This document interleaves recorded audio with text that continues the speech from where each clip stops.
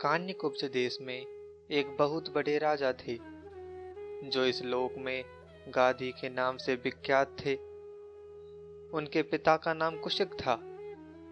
उन्हीं धर्मात्मा नरेश के पुत्र विश्वामित्र के नाम से प्रसिद्ध थे, जो सेना और वाहनों से संपन्न होकर शत्रुओं का मानवर्धन किया करते थे।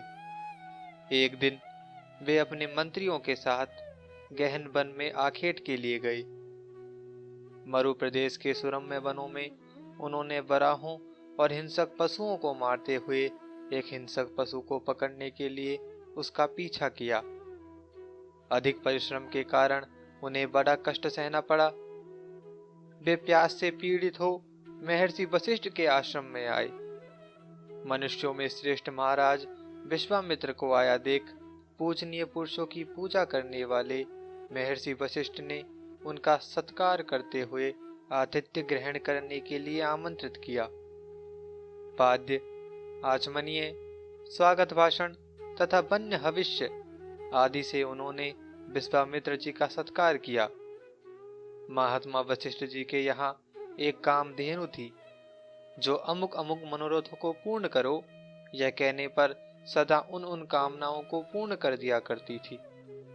ग्रामीण और जंगली अस्त्र, फल, फूल, दूध, षड्रस, अमृत के समान मधुर उत्तम रसायन, पीने और चबाने योग्य भांति भांति के पदार्थ, अमृत समान स्वादिष्ट चटनी आदि तथा चूसने योग्य ईख आदि वस्तुएं तथा भांति भांति के बहुमूल्य रत्न एवं वस्त्र आदि सब सामग्रियों को उस कामधेनु ने प्रस्तुत किया।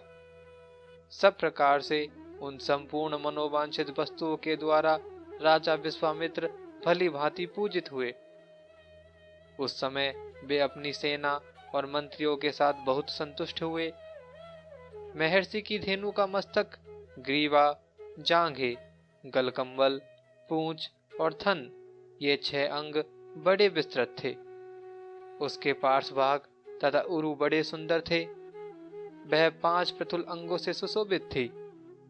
उसकी आंखें मेंढक जैसी थी।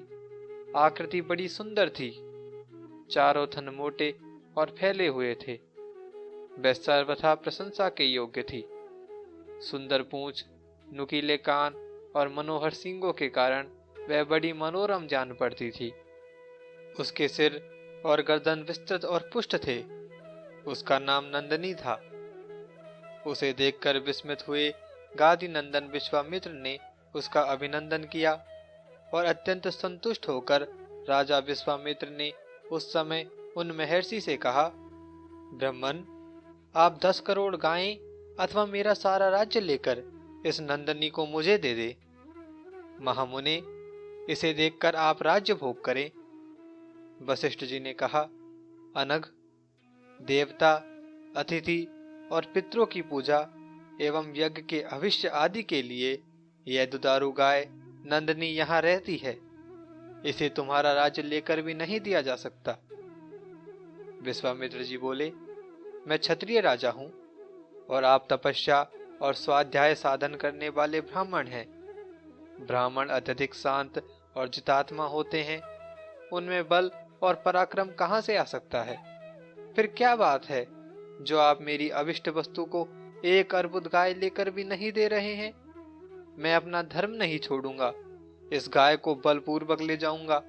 मैं क्षत्रिय हूँ, ब्राह्मण नहीं हूँ। मुझे धर्मतः अपना बाहुबल प्रकट करने का अधिकार है। अतः बाहुबल से ही आपके देखते देखते इस गाय को हर ले जाऊंगा। वशिष्ठ जी ने कहा, तुम सेना के साथ हो, राजा हो और अपने बाहुबल का भरोसा रखने वाले हो। जैसी तुम्हारी इच्छा हो वैसा शीघ्र कर डालो, विचार न करो।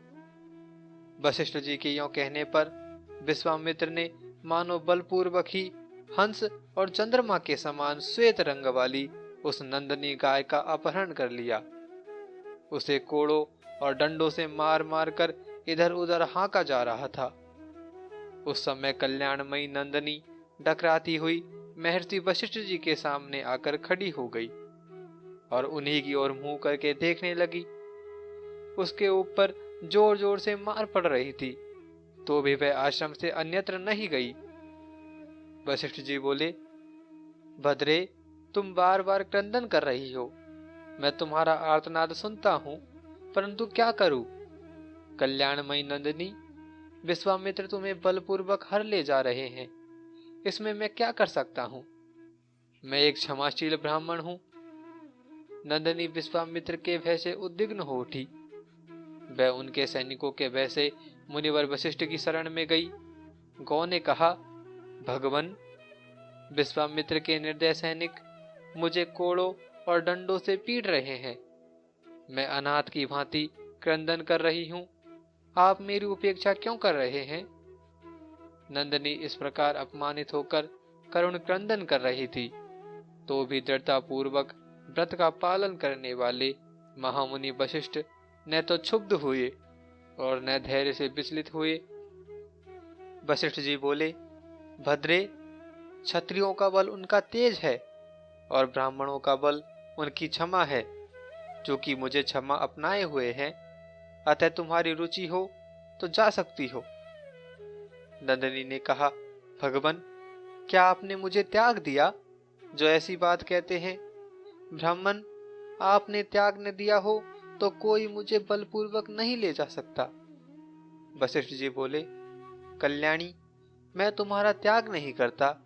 यदि तुम रह सको तो यहीं रहो। यह तुम्हारा बछड़ा मजबूत रस्सी से बांधकर ले जाया जा रहा है, यहीं रहो। वशिष्ठ जी का यह वचन सुनकर नंदिनी ने अपने सिर और गर्दन को ऊपर की ओर उठाया। उस समय वह देखने में बड़ी भयानक जान पड़ती थी। क्रोध से उनकी आंखें लाल हो गई थी। उसके डकराने की आवाज जोर जोर से सुनाई देने लगी। उसने विश्वामित्र की उस सेना को चारों ओर खदेड़ना शुरू किया। कोड़ों के अग्रभाग और डंडों से मार मार कर इधर उधर हाके जाने के कारण उसके नेत्र पहले से ही क्रोध के कारण रक्तधारा हो गए थे। फिर उसने और भी क्रोध धारण कर लिया। क्रोध के कारण उसके शरीर से अपूर्व दीप्ति प्रकट हो रही थी। वह दोपहर के सूर्य की भांति उद्भासित हो उठी।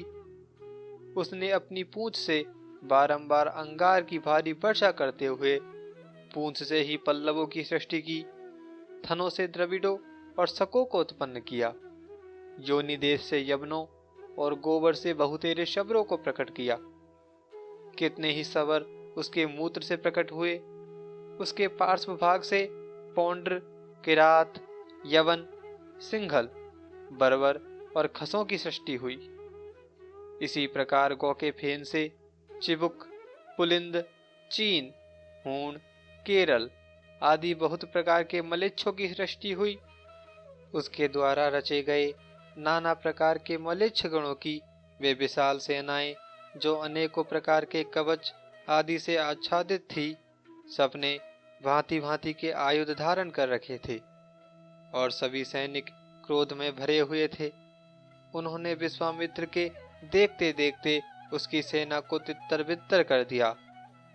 विश्वामित्र के एक एक सैनिक को मलेच्छ सेना के 5-5, 7-7 योद्धाओं ने घेर रखा था। उस समय अस्त्र शस्त्रों की भारी वर्षा से घायल होकर विश्वामित्र की सेना के पांव उखड़ गए और उनके सामने ही वे सभी योद्धा भयभीत हो सब ओर भाग चले। क्रोध में भरे हुए होने पर भी वशिष्ठ सेना के सैनिक विश्वामित्र के किसी भी योद्धा के प्राण नहीं लेते थे। इस प्रकार नंदिनी गाय ने उनको इस प्रकार नंदिनी गाय ने उनकी सारी सेना को दूर भगा दिया। विश्वामित्र की वह सेना 3 योजन तक खदेड़ी गई। वह सेना वह से व्याकुल होकर चीखती चिल्लाती रही, किंतु कोई भी संरक्षक उसे नहीं मिला। यह देखकर विश्वामित्र क्रोध से व्याप्त हो मुनिश्रेष्ठ वशिष्ठ को लक्षित करके पृथ्वी और आकाश में बाणों की वर्षा करने लगे, किंतु महामुनि वशिष्ठ ने विश्वामित्र के चलाए हुए भयंकर नाराज, छुर और भल्ल नामक बाणों का केवल बांस की छड़ी से ही निवारण कर दिया। युद्ध में वशिष्ठ मुनि का वह कार्य कौशल देखकर शत्रुओं को मार गिराने वाले विश्वामित्र पुनः कुपित हो उठे और महर्षि वशिष्ठ पर रोष पूर्वक दिव्यास्त्रों की वर्षा करने लगे। उन्होंने ब्रह्मा जी के पुत्र महाभाग वशिष्ठ पर आग्नेयास्त्र, वरुणास्त्र, इंद्रास्त्र, याम्यास्त्र और वायव्यास्त्र का प्रयोग किया।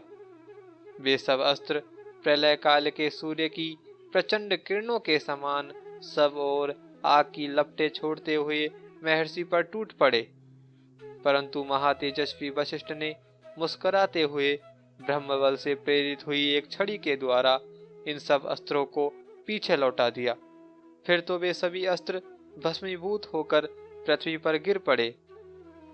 इस प्रकार उन दिव्यास्त्रों का निवारण करके वशिष्ठ जी ने विश्वामित्र से यह बात कही, महाराज दुरात्मा गाधीनंदन, अब तू परास्त हो चुका है। यदि तुझ में और भी उत्तम पराक्रम है तो मेरे ऊपर दिखा, मैं तेरे सामने डटकर खड़ा हूं। विश्वामित्र की यह विशाल सेना खदेड़ी जा चुकी थी।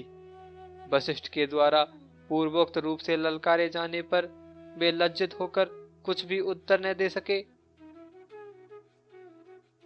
ब्रह्मतेज का ये अत्यंत आश्चर्यजनक चमत्कार देखकर विश्वामित्र क्षत्रियत्व से खिन्न एवं उदासीन हो यह बात बोले, क्षत्रिय बल तो नाम मात्र का बल है, इसे धिक्कार है। ब्रह्मतेज जनित बल ही वास्तविक बल है। इस प्रकार बलाबल का विचार करके उन्होंने तपस्या को ही सर्वोत्तम बल निश्चित किया और अपने समृद्धशाली राज्य तथा दैदीप्यमान राज्य लक्ष्मी को छोड़कर भोगों को पीछे करके तपस्या में ही मन लगाया। इस तपस्या से सिद्धि को प्राप्त हो उद्दीस तेज वाले विश्वामित्र ने अपने प्रभाव से संपूर्ण लोकों को स्तब्ध एवं संतप्त कर दिया और अंततोगत्वा ब्राह्मणत्व प्राप्त कर लिया।